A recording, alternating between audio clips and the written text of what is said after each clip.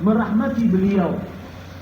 Dan permasalahan kunut subuh atau tidak kunut subuh adalah permasalahan khilaf ijtihadiyah mu'tabar.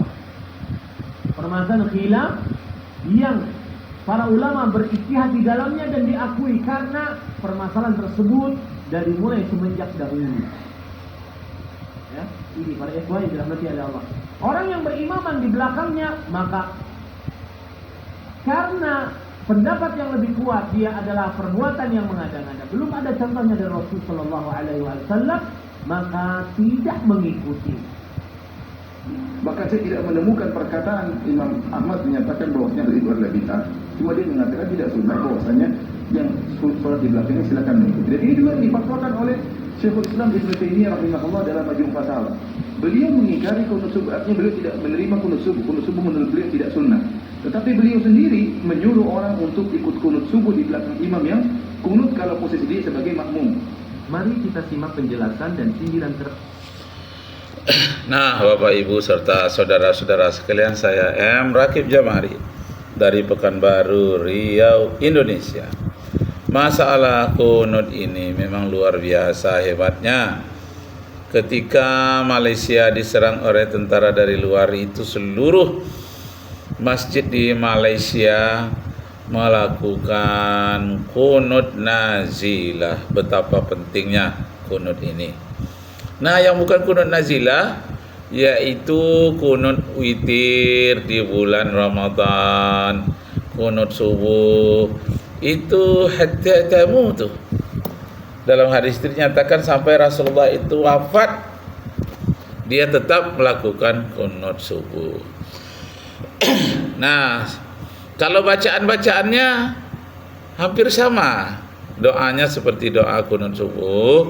Coba untuk kunut nazilah ada tambahannya.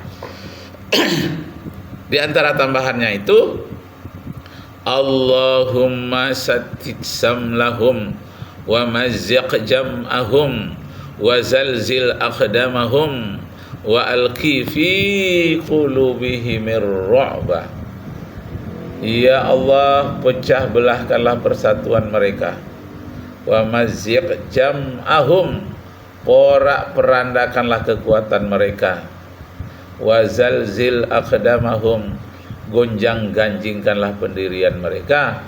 Wa alqi fi qulubihimir ru'ba, dan tanamkanlah rasa ketakutan yang amat sangat di dalam hati mereka, orang-orang Zionis yang zalim, penjajah Belanda yang zalim, penjajah Jepang yang zalim.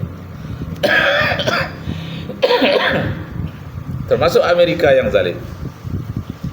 Kita doakan melalui doa kunut, dan banyak sudah terbukti kezaliman mereka akhirnya terbongkar dan mereka dihancurkan oleh Allah Subhanahu wa taala. Sekarang sudah mulai dirasakan oleh Amerika semenjak terjadinya kebakaran di LA, Los Angeles.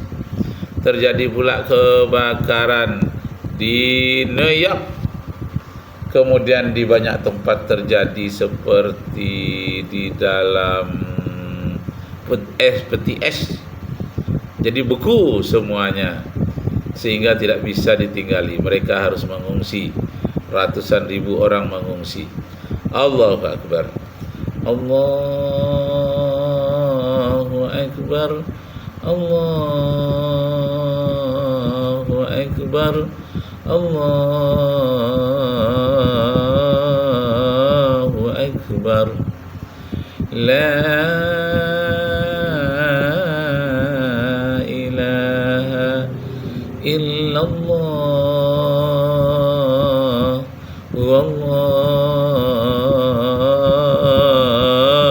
akbar, Allahu akbar, walillahil hamd. Nah, kita sambung sedikit.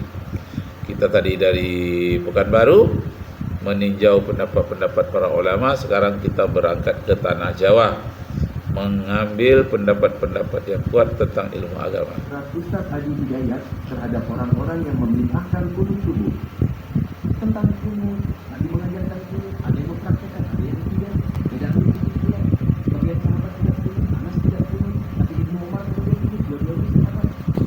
turun ke bawahnya. Kemudian ada yang mengatakan ada yang tidak. Imam Abu Hanifah tidak kunut, Imam Malik kunut, kunutnya sebelum rukuk, Imam Syafi'i kunut, kunutnya jangan pada rukuk. Imam Abu Hanifah, Imam Ahmad bin Hanbal di tengah-tengah, kunutnya nazilah saja. Nazilah beliau kunut. Tapi satu dengan yang lain tidak ada pernah mengatakan Imam kunut bid'ah dengan sholat di belakang dia. Jadi, kenapa orang sekarang imam bukan ahli fikih, bukan makmum kadang-kadang? Ya, kenapa jadi pada rame? Iya. Dan yang paling berbahaya itu yang repot saya. Yang paling aneh itu ada kalimat-kalimat begini. Ustaz, bagaimana kami sholat di belakang ahli bid'ah yang kunut? Bagaimana status kami? Kunut atau tidak? Ini aneh, bid'ah itu kan sesat. Tapi fatwanya keluar, ya kalau dia kunut, jangan kunut, antum diam saja. Anda diam saja. Mengambil makna kunut itu bid'ah. Kalau bid'ah sudah jelas sesat. Kunut bid'atin dolana, berarti Anda berimam, bermakmum di belakang orang sesat. Tapi yang paling aneh Anda katakan itu orang sesat, tapi Anda katakan boleh sholat di belakang dia. Itu kan lucu menurut saya. Tidak ada kaidah dalam fikih seperti itu. Yang satu salah persepsi menyebut orang ini sesat. Yang kedua boleh sholat di belakang orang sesat, tapi saat sesatnya jangan diikuti. Itu kan aneh itu. Dan yang paling lebih lucu lagi, Anda menyalahi kaidah sholat. Kata Nabi itu kan inna waju'ilal imamu liyutamma bihi. Dijadikan imam untuk diikuti. Imam ruku, Anda ruku. Imam sujud, Anda sujud. Jangan imam ruku, Anda sujud. Salah. Masya Imam Allah. kunut, Anda ikut kunut di belakang karena imamnya kunut. Kunut imam beda dengan makmum. Dalam hal lafadznya, imam mengatakan Allahumma hdina fiman hadait, Anda katakan amin. Dia mengatakan doanya, Anda mengaminkannya. Beliau berkunut, Anda mengaminkan kunutnya. Masalah Anda mengangkat tangan atau tidak itu perbedaan lain. Tapi Anda ikuti, jangan sampai imam kunut Anda tidak. Allahumma hdina fiman hadait, bid'ah. Wa qina fiman hadait, bid'ah. Rusak kehidupan.